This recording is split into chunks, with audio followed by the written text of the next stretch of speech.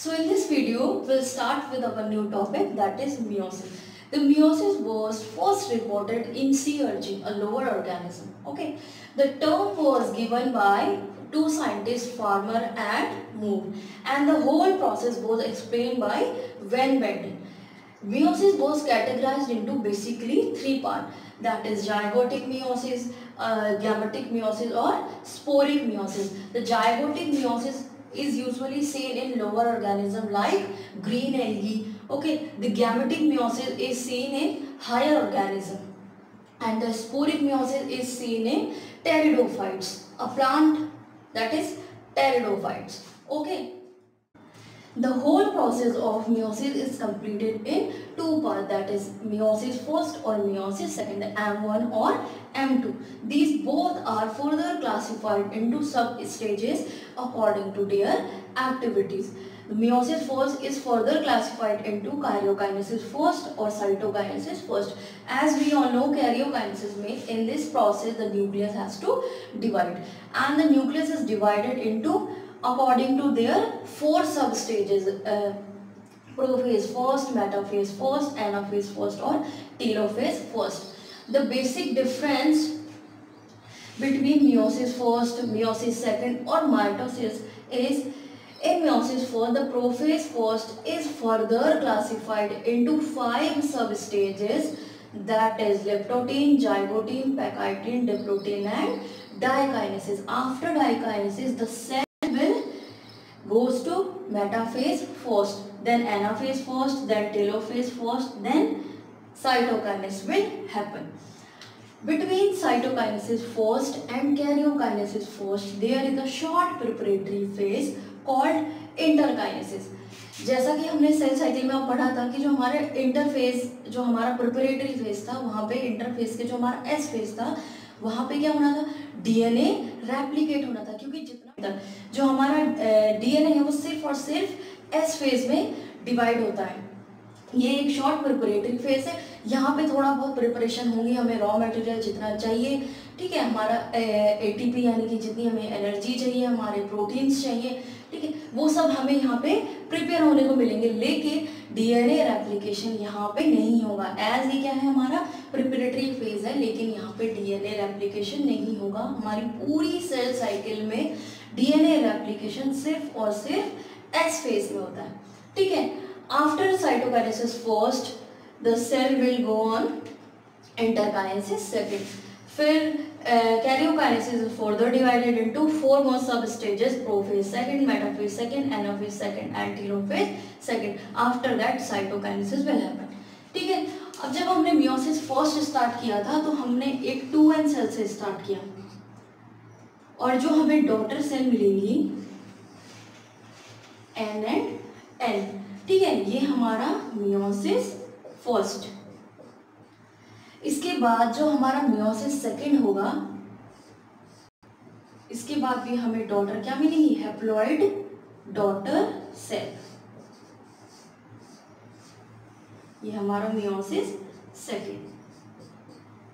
अब यहां से हमने स्टार्ट किया था बेसिक एक सेल से 2n, यानी कि हमने डिप्लॉइड सेल से स्टार्ट किया था, और जो हमें डॉटर सेल, जो हमें रिजल्ट देखने को मिला, वो हमें क्या मिला, हैप्लॉइड सेल। तो हमें डिप्लॉइड सेल से क्या मिली, डॉटर सेल दो तो मिली, लेकिन क्या मिली, हमें हैप्लॉइड सेल्स मिली। इसलिए हम meiosis फर्स्ट को क्या बोलते हैं, रिडक्शनल डिवीजन, और हैप्लॉइड सेल से स्टार्ट किया डिवीजन और हमें मिली क्या, हैप्लॉइड सेल ही। इसका मतलब जितना ही कंटेंट, डीएनए कंटेंट या क्रोमोसोम नंबर पेरेंट्स के पास है, उतनी ही हमारे डॉटर सेल के पास भी है। तो ये हमारा क्या होता है, equational division. So the meiosis first is only reductional division, meiosis second is equational division, and the whole process of meiosis is commonly term as reductional division. Okay, now understand the whole process of meiosis in detail.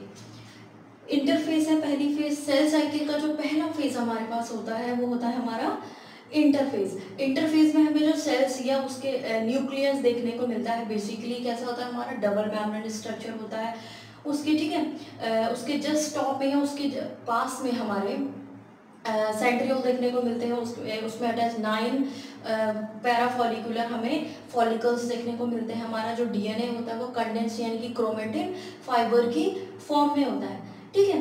तो यही हमारी basically एक हमारी interface वाली cell होती है। Nuclear membrane हमारी double membrane होती है, डीएनए हमारा कंडेंस यानी कि क्रोमेटिन फाइबर की फॉर्म में होता है, हमारे सेंट्रियोल होते हैं। इस सब में जैसा कि मैंने लास्ट वीडियो में भी आपको बताया था माइटोसिस में, इस सेल में हमारे बहुत से सेल ऑर्गेनेल भी होंगे, लेकिन हम डिवीजन का काम कर रहे हैं और न्यूक्लियस और सेल का डिवीजन है बेसिकली काइटोकाइनेसिस और साइटोकाइनेसिस। तो हम जो मेन हमारे जो डिवीजन में वर्क करेंगे उन्हीं हम ऑर्गेनेल को लेंगे, ठीक है।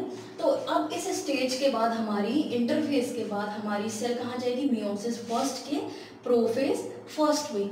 अब प्रोफेज मियोसिस फर्स्ट के प्रोफेज फर्स्ट में, अब प्रोफेज फर्स्ट का भी जो पहला हमने कैटेगराइज किया था इसको, ठीक है, सबसे पहली जो सब स्टेज थी वो थी हमारे पास लैप्टोटीन, पहली जो स्टेज ये जो है, ठीक है। अब इस स्टेज में क्या होता है, हमारा nuclear membrane remain as it is, जैसा कि हमारी इंटरफेस में हमारी कोई न्यूक्लियर मेम्ब्रेन थी वो यहाँ पे भी कैसी रहेगी, इंटैक्ट रहेगी, यानी कि उस पर कोई असर नहीं पड़ेगा। सेंट्रियोल भी एज इट इज रहेंगे। सिर्फ और सिर्फ चेंजेस हमें कहाँ देखने को मिलेंगी, हमारा जो ये क्रोमेटिन फाइबर्स थे वो कैसे हुआ, हमारे बीडेड लाइक स्ट्रक्चर फॉर्म उन्होंने कर दिया, ठीक है। ये हमारा क्रोमेटिन फाइबर पहले ऐसे थे, कहीं भी बिखरे पड़े थे, अब उन्होंने क्या कर दिया, यहाँ पे बीडेड लाइक स्ट्रक्चर फॉर्म करने शुरू कर दिए, और with the help of telomere they are attach to nuclear membrane. कोई भी हमारे ये है क्रोमोसोम की अगर हम बात करें तो ये जो सेंटर सर्कुलर पार्ट होता है ये हमारा होता है सेंट्रोमेयर, और जो ये हमारे आर्म्स होती हैं इनको हम बोलते हैं टेलोमेयर, ठीक है। तो ये इन्होंने यहाँ पे क्या कर लिया, ये जो हमारे हैं इनको हम टेलोमेयर बोलते हैं। इन टेलोमेयर के हेल्प से इन्होंने क्या कर लिया, खुद को न्यूक्लियर मेम्ब्रेन से अटैच किया हुआ। इस स्टेज को हम बुकेट स्टेज भी बोलते हैं, क्योंकि हमें कैसा लग रहा है, बुके जैसा एक हमारा एक फ्लास्क है उसमें हमने क्या कर दिए, फ्लावर्स अटैच कर दिए। तो ये इस स्टेज को हम लैप्टोटीन तो बोलते हैं लेकिन बुकेट स्टेज भी बोलते हैं। इस स्टेज में हमें सिर्फ और सिर्फ क्या चेंज देखने को मिला है, जितने भी हमारे क्रोमेटिन फाइबर्स थे जो हमारे कैसे थे, थ्रेड लाइक स्ट्रक्चर में थे, अब वो कैसे आ गए, बीडेड स्ट्रक्चर उन्होंने फॉर्म करना स्टार्ट कर दिया, ठीक है। अब इसके बाद जो हमारी सेल है वो नेक्स्ट स्टेज में एंटर करेगी, यानी कि प्रोफेज फर्स्ट के सेकंड जो सब फेज है उसमें एंटर करेगी, दैट इज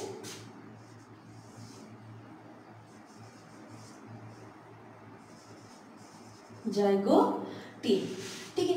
अब इस जाइगोटीन स्टेज में आपको जैसा देखने को मिल रहा होगा कि यहाँ पे जो हमारे बुकेट स्ट्रक्चर थे इन्होंने क्या कर लिया, एक क्रोमोसोम्स का रूप ले लिया, यानी कि कैसे एक और कंडेंस्ड हो गए। यहाँ पे तो सिर्फ एक बुकेट लाइक स्ट्रक्चर यानी कि इन्होंने एक fibre beaded like structure form किया था, लेकिन यहाँ पे कैसे ये प्रॉपर एक क्रोमोसोम की शेप में आ गए।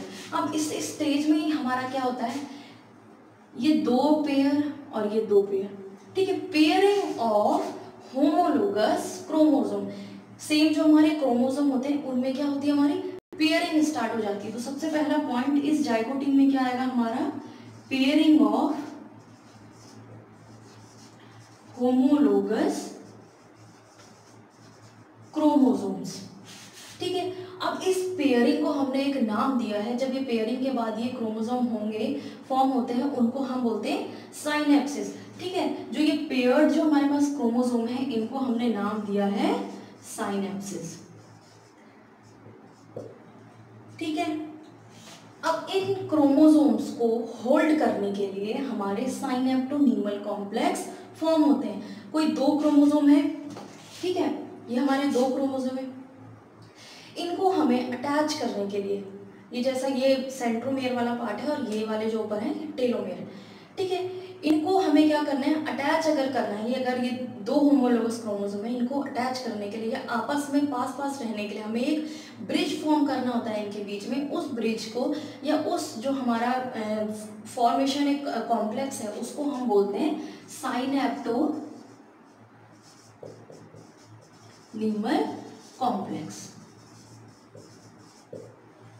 ठीक है। अब अब यहाँ पे एक चीज हमें देखने को और मिलती है, जैसा हमें ये डीएनए स्ट्रक्चर जो क्रोमोसोम स्ट्रक्चर हमें यहाँ पे दिख रहा है नॉर्मली कैसा है, ये हमें दो, अगर मैं एक पेयर को लेके देखूं तो ये हमें ऐसा दिख रहा है, लेकिन एक्चुअली में जो ये होते हैं ये हमारे इस स्ट्रक्चर में होते हैं, एक डायड फॉर्म में, क्योंकि every chromosome have its own DNA content, ठीक है, वही उसकी क्या सी वैल्यू कहलाई जाती है।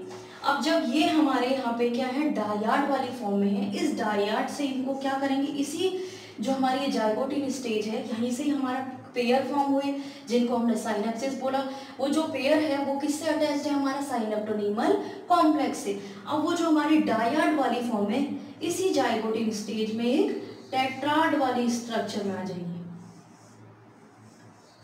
ठीक है, डायड से हमारा टेट्राड फॉर्म हो जाता है, ठीक है।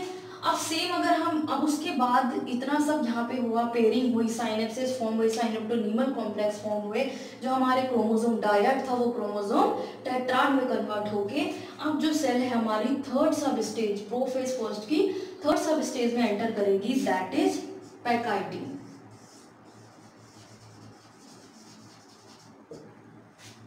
ठीक है। अब यहाँ पे हमने ये मैंने सिर्फ और सिर्फ यहाँ पे क्या लिया, एक पेयर लिया, ठीक है। यहाँ पे अब हमारा हुआ पैकाइटिन स्टेज। पैकाइटिन सब स्टेज में सबसे पहला जो काम होता है हमारा न्यूक्लियर मेम्ब्रेन की अगर हम बात करें तो एज इट इज है, हमारे सेंट्रोमियर भी एज इट इज है विद इट्स 9 फॉलिकुलर फॉलिकल्स, ठीक है। यहाँ पे अब क्या होता है हमारा क्रॉसिंग ओवर स्टार्ट। अब जब कोई भी चीज क्रॉस आपस में होगी तो क्या होगा, जेनेटिक मटेरियल एक्सचेंज होगा। जितने भी हमारे ये होमोलोगस क्रोमोसोम थे इनके बीच में क्या हुआ, नॉन सिस्टर क्रोमेटिड के बीच में क्रॉसिंग ओवर टेक प्लेस। अब जब ये क्रॉसिंग ओवर होगी तो यहाँ पे हमारा जेनेटिक मटेरियल एक्सचेंज होगा। क्रॉसिंग ओवर स्टार्ट हो रहा हमारा जाइगोटिन स्टेज से हो जाता है। किस बहुत सारी बुक्स में आपको देखने को मिलेगा कि क्रॉसिंग ओवर जाइगोटिन स्टेज में कंप्लीटेड हो गया। बहुत सारे जो बुक्स है उसमें आपको पैकाइटिन स्टेज पे देखने को मिलेगा, लेकिन एक्चुअली में होता क्या है, जाइगोटिन स्टेज में हमारी जो क्रॉसिंग ओवर होती है वो स्टार्ट होती है। जैसे ये हमारे क्रोमोसोम है तो नॉन सिस्टर क्रोमेटिड क्या होंगे, आपस में क्रॉस होने स्टार्ट होंगी। अब आपको सामने से क्या दिख रहा है, ये क्रॉस हो गए, लेकिन अगर मैंने ये किया तो इनके बीच में क्या है, गैप है। अगर इतना गैप है तो क्या जेनेटिक मटेरियल एक्सचेंज हो पाएगा, नहीं। तो ठीक है, एक्चुअली में जो वो क्रॉस वाली कंडीशन होती है वो सिर्फ और सिर्फ पैकाइटिन में ही होती है। यहाँ पे सिर्फ स्टार्ट होता है और यहाँ पे क्रॉसिंग ओवर पूरा कंप्लीट होता है, ठीक है। तो क्रॉसिंग ओवर सबसे पहला पॉइंट और important point, crossing over between non sister chromatids, ठीक है। अब क्रॉसिंग ओवर होना स्टार्ट हो जाएगा। अब यहाँ पे जो दूसरा पॉइंट होता है, जो साइनेप्टोनीमल कॉम्प्लेक्स है, वो धीरे धीरे डिसोशिएट होना स्टार्ट होता है। डिसोशिएट कंप्लीटली नहीं होता है इस स्टेज में, सिर्फ डिसोशिएट होना स्टार्ट होता है। अब हमको जैसे यहाँ पे नॉर्मली डिफरेंस देखने को मिल रहा होगा, हमारे पास ये क्या है, एक पेयर है, एक पेयर से एक पेयर से एक, ठीक है। यहाँ पे एक क्रोमोसोम हमारी टेट्राड वाली कंडीशन में है।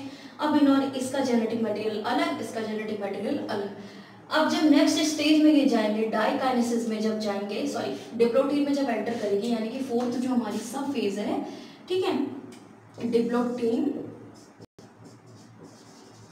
उसमें जब सेल एंटर करेगी तो यहाँ पे हमारा क्या होता है, मेन इंपॉर्टेंट एक टर्मिनाइजेशन यानी कि जो इनकी टिप है, जो हमारी नॉन सिस्टर क्रोमेटिड जो हमारी क्या हुई थी, क्रॉसिंग ओवर, जिसने क्रॉसिंग ओवर में पार्ट लिया था, वो क्या होने लगेगी, अब टर्मिनलाइज होने लगेगी, यानी कि जो उनका टिप है वो क्या होने लगेगा, यानी कि आपस में क्या होने लगेंगे, एकदम क्रॉस होने लगेंगे, ठीक है। तो हमें देखने को क्या मिलेगा, यहाँ पे जितना भी हमारा जेनेटिक मटेरियल था वो क्या हो गया, हमारा एक्सचेंज हो गया, ठीक है। तो ये सेम था अभी से। अब यहाँ पे हमें कैसे देखने को मिलेगी, टर्मिनलाइजेशन स्टार्ट हो गई। ये दोनों क्या होगा, जो नॉन सिस्टर क्रोमेटिड जिन्होंने क्रॉसिंग ओवर में पार्ट नहीं लिया था वो क्या हो जाएंगे, थोड़े दूर देखने को मिलेंगे हमें। ये हमें क्या हो रहा है, दूर देखने को मिलेंगे। और जो सिर्फ और सिर्फ जिनके जो नॉन सिस्टर क्रोमेटिड जिनके बीच में हमें क्या हुआ था, पेयरिंग देखने को मिली थी, वो हमें इस टाइप से शो होएगा, यानी कि जितना जेनेटिक मटेरियल है वो हमारा एक्सचेंज हो चुका है। ये हम एक्चुअली में क्या होना चाहिए था, ब्लैक होना चाहिए था, लेकिन ये क्या है हमारा, क्योंकि जेनेटिक मटेरियल एक्सचेंज हो गया तो इस वाले क्रोमेटिन का जो हमारा टिप वाली पोजीशन है वहाँ पे हमारा एक्सचेंज जो जेनेटिक मटेरियल वो प्रेजेंट है। ठीक है, अब इस डिप्लोटिक में आते आते जो हमारा साइनेप्टोनीमल कॉम्प्लेक्स है कंप्लीटली डिसोशिएट हो जाता है। अब जब सेल जाएगी हमारी नेक्स्ट स्टेज में, यानी कि नेक्स्ट जो सब स्टेज है हमारी प्रोफेज फर्स्ट की, यानी कि last one, that is diakinesis.